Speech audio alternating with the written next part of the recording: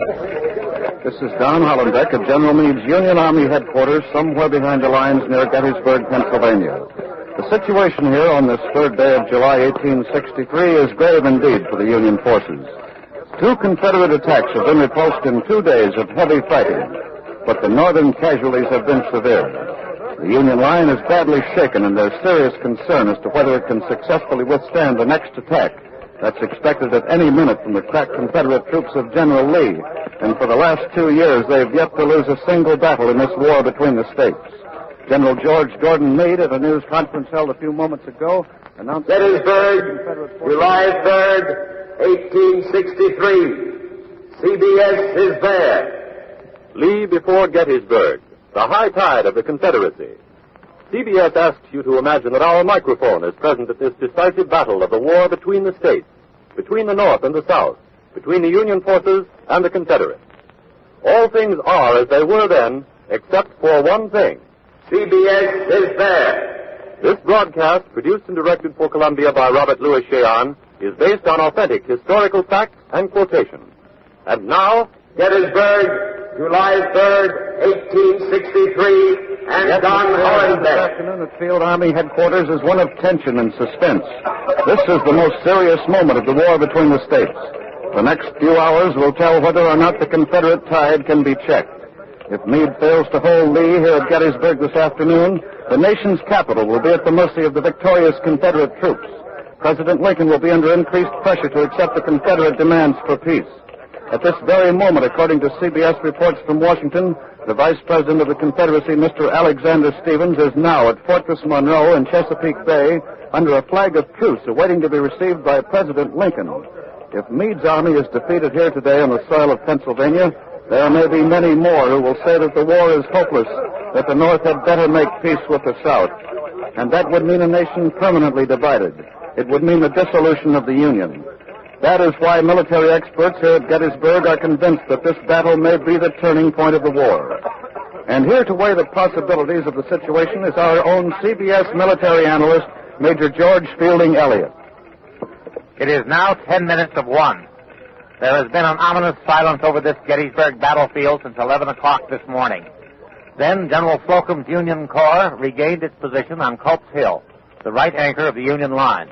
However, General George G. Meade, the Union Army commander, has not been deluded by this local success. He knows that General Robert E. Lee, the Confederate commander, has yet to throw the full might of his forces into a final attack.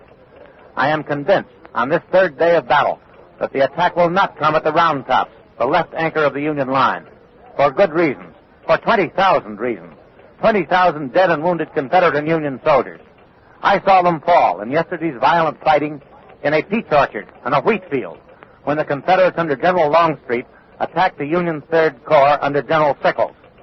Also, I am reasonably sure that the Confederate attack will not be directed against the right flank of the Union line at Culp's Hill and Cemetery Hill. And here's why. The Confederates under Generals A.P. Hill and Ewell attacked there last night, and although they took a heavy toll in Northern casualties, they were beaten back by the troops under Union Generals Slocum and Howard. The only point of the Union line that the Confederates have yet to test is the center under General Hancock, and that's where I think the attack will come this afternoon. Major General George Gordon Meade has been in command of the Union Army of the Potomac for only 5 days. He is in a tight spot. I talked with him last night after a council of war at his headquarters. He admits that he is somewhat superior in numbers. He is far better off as regards supplies. His army is in good spirits under his leadership. He holds a strong position. But the Confederate troops here at Gettysburg are flushed with an unbroken string of victories. These men of Lee's Army of Northern Virginia have never been defeated. They believe they can do anything, and they are determined to smash this Union Army this afternoon, claim it as perhaps their final victim, and end this war. Confederate artillery has just come out of the woods opposite the center of the Union front. We have our CBS reporter right there. So go ahead, John Daly. Go ahead, Daly. 10 Confederate guns have been wheeled into position in front of me and a little bit to the left. From this distance, it's hard to tell whether they're trained here at the center or farther over on the line. The guns were brought out just a few moments ago, but the Confederates who brought them out have disappeared back into the woods, taking their horses with them, leaving the guns as far as we can see unattended. General Hunt, the Northern Artillery Commander, standing behind me here on the ridge, is examining the Confederate pieces through his field glasses and giving orders to his aides. It may be that the general will move up more Union artillery, although I don't see how that's possible. For Cemetery Ridge, here in plain view of the Confederates a mile away, is lined with Northern cannon almost wheel to wheel. There are over 80 guns on this ridge. There's no secret about it. The Confederates can certainly see them and can count them. Still no sign of any artillerymen around those Confederate cannon. Whether this means an immediate shelling, the beginning of the attack that we're expecting and waiting for, we just don't know. While we wait for the Confederates to make up their minds about those cannon over there, I want you to meet two privates from the Union ranks. First, Private John Burns, citizen volunteer, native of Gettysburg, cobbler by trade, and 72 years old. That's right, isn't it, Private Burns? Yeah. Private Burns has snow-white hair, deep-set eyes, 3 bandages, one on each arm, one on his left leg. You told me a while ago, Private Burns, that you got those wounds in the first day's fighting. Is that right? Yeah. Did you get them all at once? No. Private Burns is modest. The fact is, he's a veteran of the War of 1812. He's got a farm here at Gettysburg. And when the Confederates came, he got his old musket and powder horn and joined up with the famous Wisconsin Iron Brigade. In the fighting that followed, Burns was wounded in the right arm, taken to the rear, and his wound was dressed. He returned immediately to the front and was wounded in the other arm. He was taken to the rear again. His second wound was dressed, but he came back and was wounded a third time, this time in the left leg. But even that didn't stop him, because here he is with his rifle in his hand, waiting to see what those Confederate cannon over there in the distance are going to do. Right, Private Burns? Yeah. Well, don't you think you've done enough fighting for one man, Private Burns, especially for a man of your age? Don't you think that... Listen, mister, don't start telling me where I belong. I'm sorry, I didn't mean it that way, Burns. Well, then, why don't you say what you mean? All right, I will. I'd like to know why you volunteered. They took my cow. Ain't got no right taking my cow. Is that the only reason you're fighting this war, for a cow? One reason, mister. It's a good one, ain't it? Well, what are some of the others? I'm a farmer and a cobbler. I've lived on this little piece I got here for over 70 years. I'm not too old to work it, and I'm not too old to defend it. And, mister, I don't know whether you know this either, but if we lose this battle today, I not only lose my cow and my piece of property, but we lose the Union. We lose this country. And that's something I fought for in 1812, and I'm fighting for it again. Thank you, Private Burns. It looks as though you're going to get a chance to do some more fighting this afternoon. There's still no sign of Confederate artillerymen around those cannon over there. And here's another Union soldier, Private Tom McGaw. He's tall and lanky, with freckles and a mess of red hair shooting out from under a blue cap. Well, what do you think about those Confederate cannon over there, Private? What do you think it means? I don't know. Well, how old are you, Private McGaw? 18. Well, would you speak just a little bit louder, please? 18. 18. Well, I understand that that's the average age of half the Union Army here today, Tom. It seems awful young, doesn't it? Oh, I don't know. Well, why are there so many young ones like you here? Well, after the Battle of Chancellorsville, most of the older fellas' time was up, so they went home. Oh, I see. And then youngsters like you volunteered to fill the ranks. No, sir. I was drafted. Well, where are you from, Tom? Illinois country. And what were you doing when you were drafted? Oh, working in my dad's store. Are you married? Well, what are you blushing about? Have you got a sweetheart? Oh, I guess so. Does she write to you? Oh, about every 2 weeks. And who do you miss the most? Your mother or your sweetheart? You miss them both, don't you? Yes, sir. Well, how do you like the Army, Tom? Excuse me, Tom. The Confederates are moving more artillery out of the woods into the open position beyond the Emmitsburg Road, which runs diagonally through the battlefield.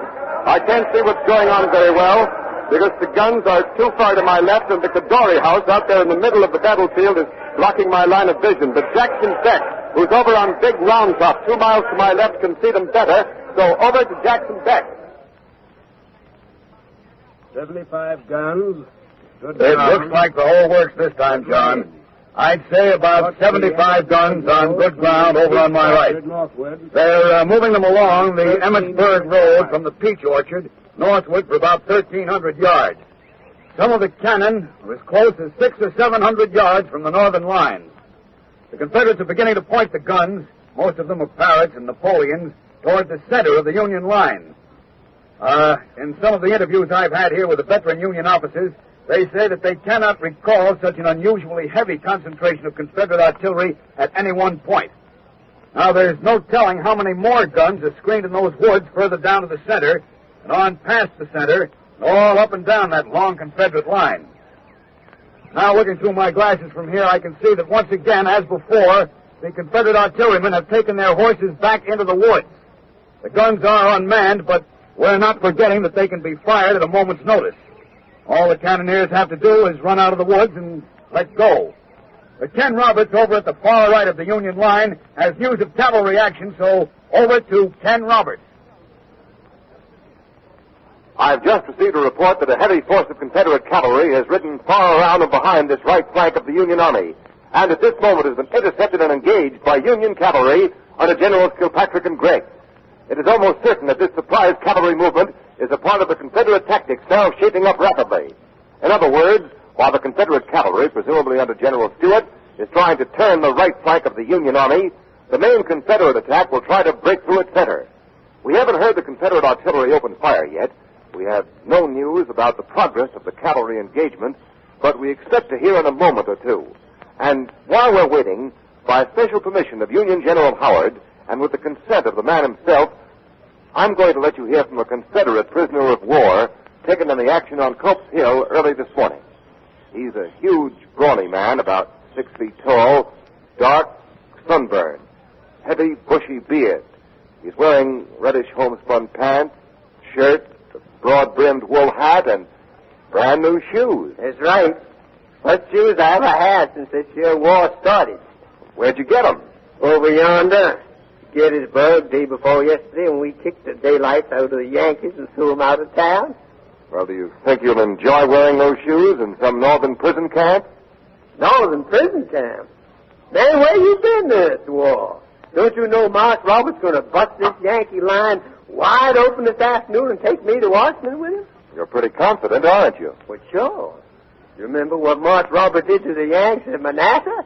Remember what he did at Sharpsburg? You mean Antietam, don't you? No, sir, I mean Sharpsburg. And Fredericksburg and Chancellorsville? Ha! Every time he was outnumbered 2-1. Every time we whaled him. You trying to tell me that today's going to be any different? Well, how about those new Spencer carbines the Yankee cavalry had here at Gettysburg? They're the first repeaters ever used in this war. They shoot 8 times, and yours only shoot once. Yeah. We know how to aim, boy. Then you don't think much of the Yanks as fighters.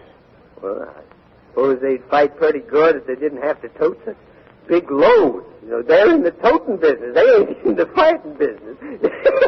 Man alive, I don't see how they can move with all that stuff on their backs. I forgot to ask your name, soldier. Where are you from? Jim Crocker. I'm from Mississippi. Well, if you're so certain of winning, maybe you'd like to tell us where General Lee is going to attack this afternoon. What's the matter, boy? You scared, huh? You stick with me, I'll take care of you. Well, I don't think you're going to laugh at this. This note that's just been handed to me says that your General Stuart's cavalry has been repulsed behind the Union lines and is riding back to the Confederate lines as fast as it can. That ain't got nothing to do with the cannon up yonder. That's where the Yanks are going to get it. Well, nothing's happened yet. There's something. That was a cannon shot. About 2 miles to my left. There's another one, same direction. I can't see it to the center of the line, out of my range of view. So over to John Daly. The Confederate artillerymen are swarming around their guns in plain sight of our position behind this little clump of trees. They've opened fire with fast guns. The Confederates are firing on us, the shells streaming right over our heads. The horses around us are rearing up. They're neighing in fright. One of them is running away. He's galloping past me out of the battlefield. Fire splinters and shells are flying through the air on this ridge just behind me. Artillerymen are falling. Pipes and iron axles, saws and wheels are snapping like straws. Caissons are being blasted to death. The infantry out in front of me is huddled behind the stone wall. They're digging in behind every rock, crunching into every ditch. They're hugging this ground just as I am for dear life itself. The scouts of the Union guns are lifting. They're sealing out the range. They'll be coming loose in just a minute, I hope.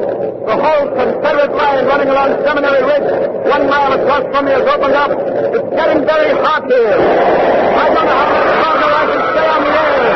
A Union caisson behind me has just exploded. I've never heard such a cannonade as this.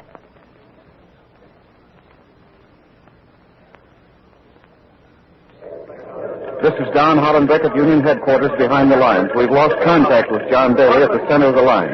We'll switch you now to Jackson Beck at Big Round Top, 2 miles to the left of Daly. Come in, Beck. Jackson Beck on Big Round Top. Through my glasses from my perch way up here, I can see the Confederate guns firing and their shells falling at the center of the Union line.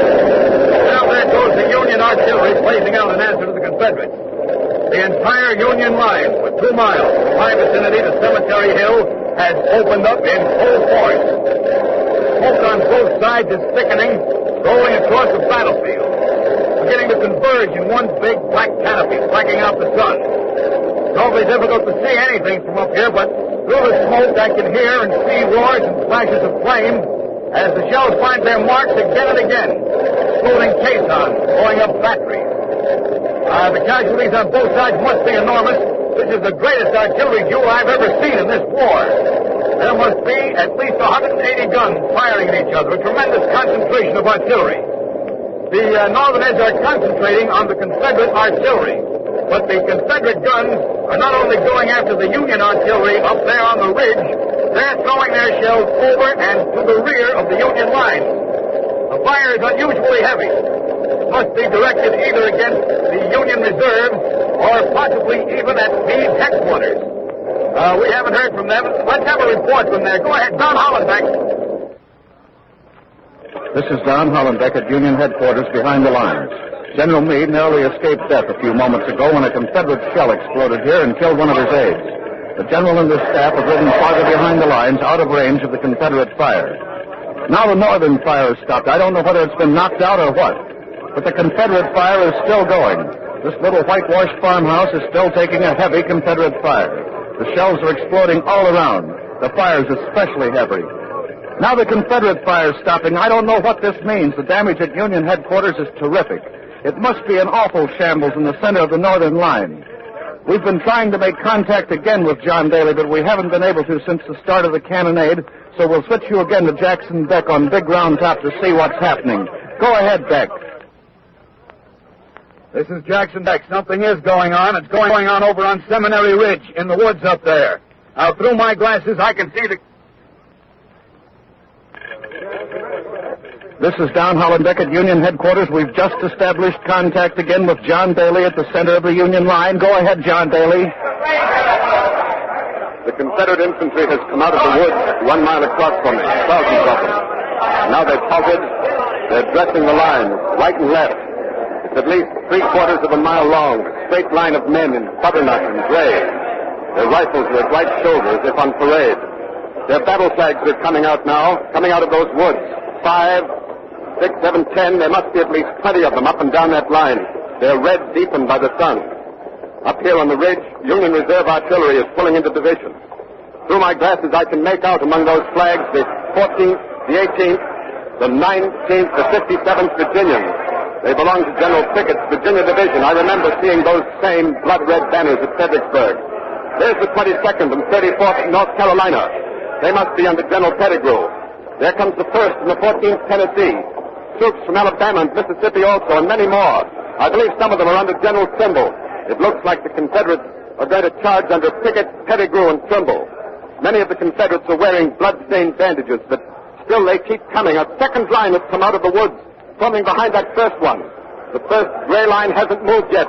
It's still dressing its formation, and all of this in the full view of the Union line 3/4 of a mile away. There must be at least 10,000 Confederate soldiers over there now. There comes some more. A third line is coming out of the woods. 5,000 more. I'm still using my glasses. I can see a Confederate officer on a big black horse riding up and down in front of that first line. He's wearing a blue overcoat in this hot July sun. I think it's Garnett of Virginia. There are 4 more officers on horseback coming out in front of that long gray line, swords drawn. Other officers are on foot. The Union artillery reserves are ready. The infantry behind the wall in front of me is tense and expectant and strangely silent. Through my glasses, I can see another Confederate officer. He's on horseback. He's placed his hat on the tip of his sword. He's pointing it at this direction, and he's shouting to his men. It must be the signal to advance. Yes, it is. That dull, gray line is moving forward, marching. Common time, arms at right shoulder. Perfect formation. An ocean of men on parade, regiment after regiment, brigade after brigade. Their glittering muskets look like a solid mass of steel. They move with the regularity of a pendulum. This is incredible and magnificent. Lee's proudest, finest bearded veterans, some in uniform, many of them in civilian clothes, straw hats, caps, aristocrats and barefooted mountaineers, the flower of the South. Men who glory in close fighting. They're marching now with unbelievable confidence, and they're headed right up here. The Confederates are, well, perhaps a little more than a half a mile away now. They're still in perfect formation, except that each flank appears to be gradually closing in, converging towards this clump of trees where I'm standing. It looks like they mean to hurl 15,000 men right at this point of the Union line. I just can't believe it. Not a shot has been fired on either side yet, and that gray line is still coming on.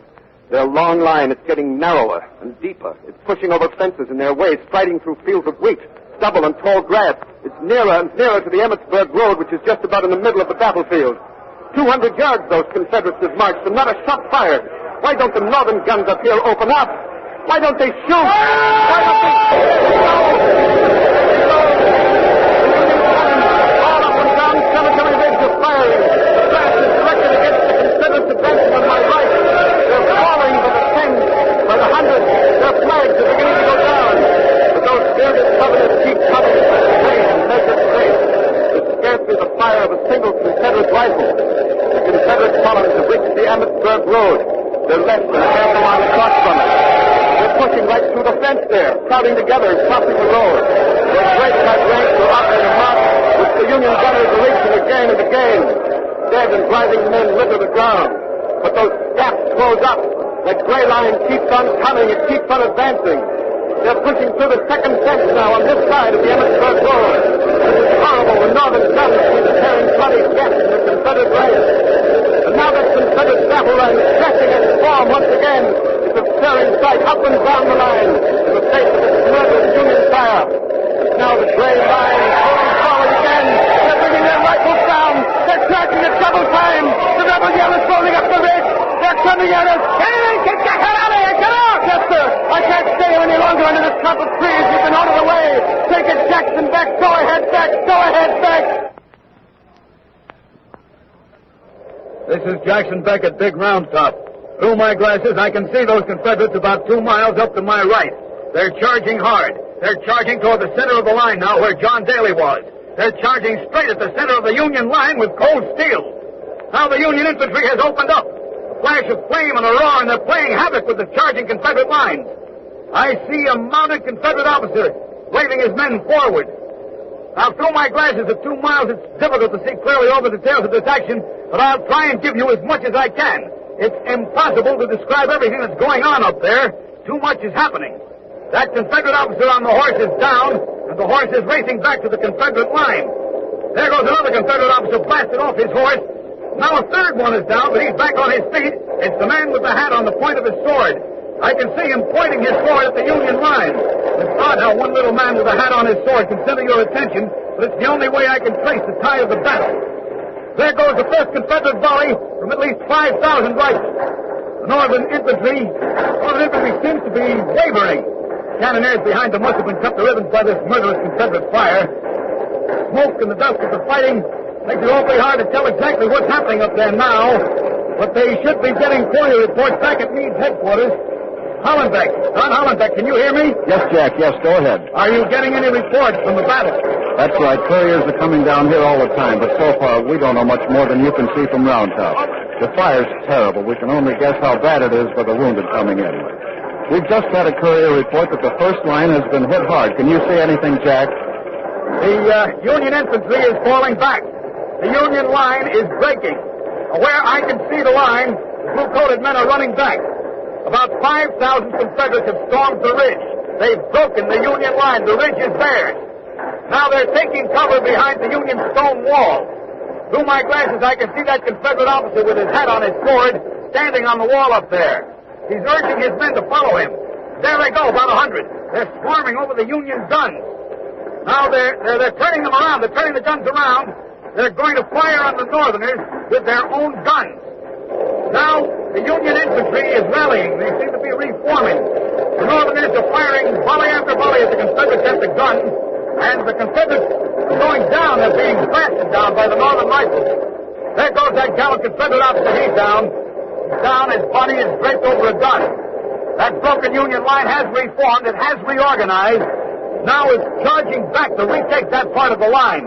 The only part that gave way in the charge. The Confederates see them coming. They're pushing madly into an angle of the stone wall, which I can't see from here. Hollenbeck, do you have any reports at headquarters? Yes, Jack. A courier just came in from General Gibbon, and the spearhead of that Confederate charge looks like it's been broken. That's the way we see it here. But the Confederates are still attacking in an angle, that angle to the right of that little clump of trees. Can you see how they're making out in there? Well, the Union cannon have stopped firing, but it's tough to see what's going on. Such a mass of men, arms, smoke, and fire, swords, and butts of guns. Through my glasses, it's plain that men are falling at every step. In that angle of that stone wall, it's a bloody angle now. The Confederate color sergeant is using his flagstaff as a club. The Confederates are crowding around their battle flags. Flags that waved so proudly such a short time before, and they're now being cut down one by one. The Northerners are closing in on the right, left, and in front. Those Confederates are in a death trap. They're lost unless they can get reinforcements right away. Now, through my glasses over there, I can see those Confederate reinforcements, but they're going the wrong way. They can't see their objective because of the smoke of battle. Now, back up in the center of the Union line, the Northerners are stepping up their brutal rifle fire from three sides. Now, it looks like the Confederates are wavering. They are wavering. Jack, back. John Daly's back in the center of the line. Let's give it to him. Go ahead, John Daly. The little clump of trees is ours again.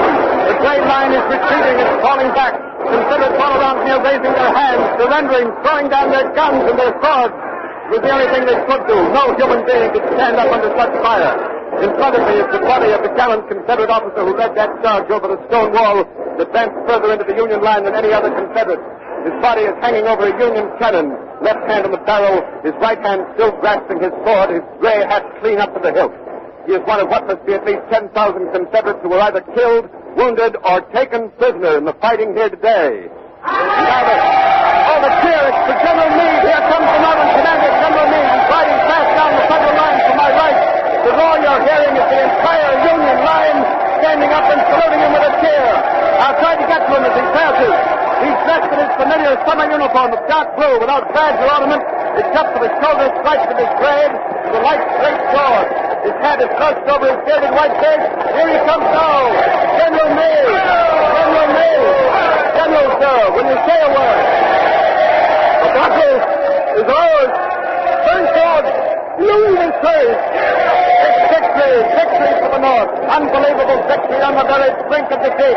General George Gordon Meade, the Commander-in-Chief of the Union Army, has just declared that today, July 3rd, 1863, the Gettysburg, July 3rd, 1863.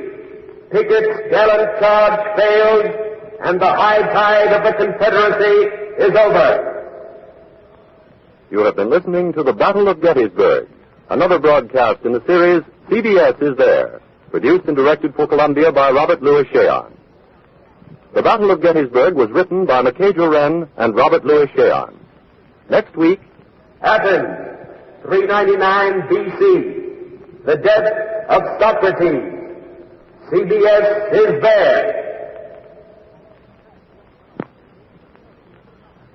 Monday, October 27th is Navy Day. Each year, one day is set aside to pay tribute to the accomplishment of United States naval establishments, including the Marine Corps. Open house programs are scheduled to all major naval bases and airfields. The public is invited to visit warships of the fleet at various ports. There will be public observances throughout the nation, and a hats-off salute to our Navy and its fine record in our country's history. This is CBS, the Columbia Broadcasting System.